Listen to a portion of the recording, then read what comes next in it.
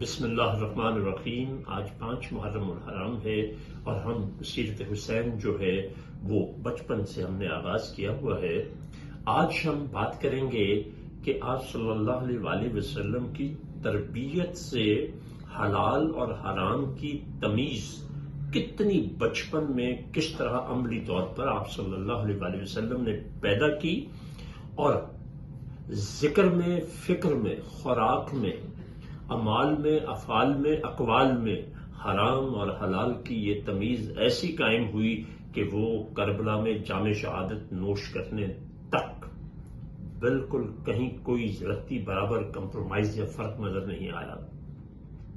اب ذہن میں رکھیے جناب حسین ایک 5 سال بلکہ اس سے بھی کم عمر کے چھوٹے بچے ہیں، اور آپ صلی اللہ علیہ وسلم کے پاس صدقے کی کھجوریں آتی ہیں تو بچہ ہے، اس نے محبت میں اٹھائی اور ایک اپنی چاہت سے کھا لی اٹھا کے۔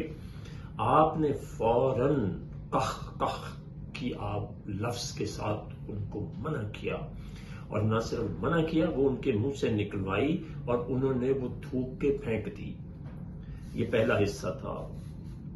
پھر آپ صلی اللہ علیہ وآلہ وسلم نے، چونکہ گفتگو تو کوئی آپ سے سیکھے، تو اس لیے آپ نے کیا کیا؟ آپ نے بہت محبت سے سمجھایا کہ بیٹا یہ چیز اچھی ہے، سب کچھ ہے، لیکن یہ ہمارے لیے نہیں ہے۔ تو آج حسین کو ماننے کا اگر ہم دعویٰ کرتے ہیں، ان کے ساتھ محبت کرتے ہیں، تو پھر اسی حسینی جذبے پر آ جائیں کہ جس نے حرام کو ہمیشہ تھوکا اور حلال کو ہمیشہ اپنے قریب کیا، خواہ وہ کسی بھی صورت میں ہو۔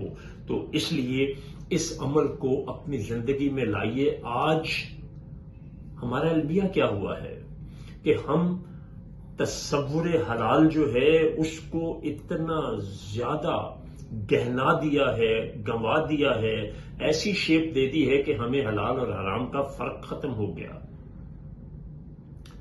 آج کیا ہمارا المیہ ہے؟ ہم جیب میں حرام کی کمائی ڈال کے دکانوں پہ حلال گوشت ڈھونڈتے پھرتے۔ ہم یہ تو دیکھتے ہیں کہ قربانی کے لیے کون سا جانور حلال ہے اور کون سا نہیں، کس کے دانت پورے ہیں، کس کے کان صحیح ہیں، اور یہ نہیں دیکھتے کہ حلال کمائی سے بھی ہم اسے خرید رہے ہیں کہ نہیں خرید رہے۔ تو فکر حسینی کا یہ اہم ترین نقطہ جو ہے میرا آج کا موضوع تھا۔ بہت شکریہ۔